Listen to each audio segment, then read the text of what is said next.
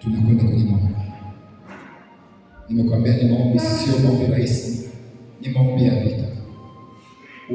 Nikisema anza kuomba, usikae kimya, lazima uombe.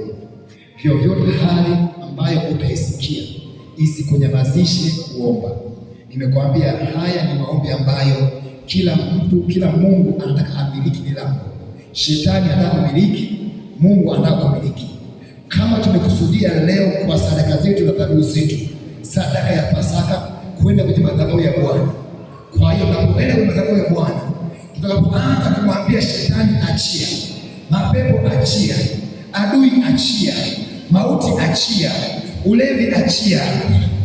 Usifikiri kwamba kuna mwingine atakuja kwamba siakwambie omba. Yaani usipoomba, usipochukia hiyo hali, hautapambana.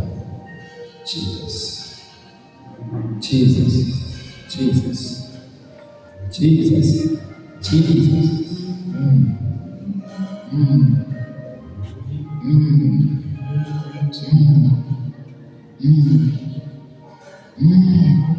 Nguvu za Mungu ziko mahali hapa kutuhudumia. Ramoshakaraboseke.